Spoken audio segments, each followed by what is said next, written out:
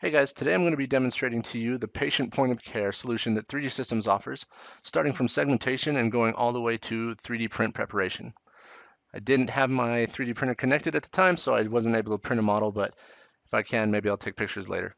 This video has been pre-recorded and sped up, so I'm just narrating over the top of it, explaining what I did. It took me about an hour to complete, so check it out. So now I'm using the path tracking tool in the bone segmentation module to segment out this mandible. Here we go. I went ahead and renamed it, and then I created a new mask. Now I'm going to use the teeth module, and I'm going to segment out the teeth using its automatic tools. I'm going to right click in the tooth and tell it it's a lower jaw single root on each one of these teeth. And then I'm going to apply, and that's going to set it into that red mask there. There we go. I'll then create another mask, and now I'm going to segment out the nerves. We don't have any automatic tools for this, so this is just basic manual segmentation. So here I'm segmenting out one nerve, and I'm going to go back to the foramen and then connect the two back and forth. And then I will repeat that step on the opposite side. So I'm just going slice by slice, looking for the nerve indication or the kind of the black hole around the nerve, going to the foramen and then connecting the two.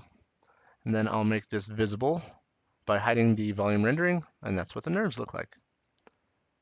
Rename it, change it colors, and then I'll take all of these and convert them to polygonal meshes.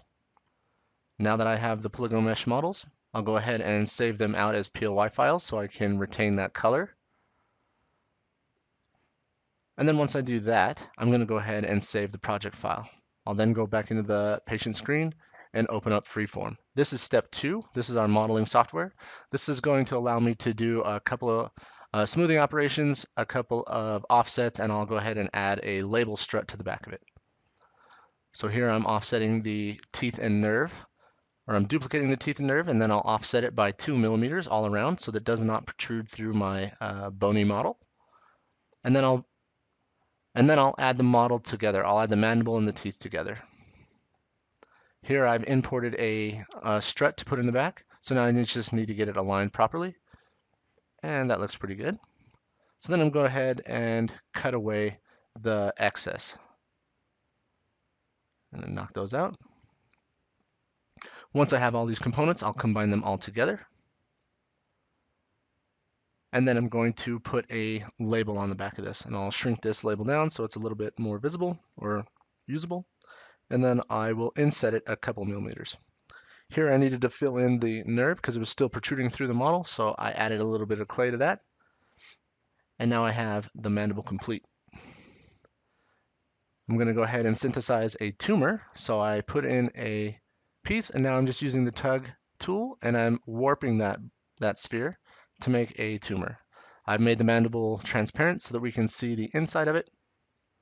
And I'm just going to continue tugging this out just a little bit longer, maybe on the back side, make it totally unique. I'll go ahead and stamp a texture on it all around the part. Set that off by a couple millimeters or 0.2 millimeters, and now I have kind of a rough texture. I'll then remove that from the original bone, and maybe I'll smooth this area out here a little bit, just to open that up. So now I have 3 different STLs. I have the teeth and nerve, I have the mandible complete, and then I have the tumor. So now I'll go ahead and export all of these as individual STLs. And then I'll take this back, re-import it into my DICOM to print patient screen. And I want to do that so I have all my STLs in one place.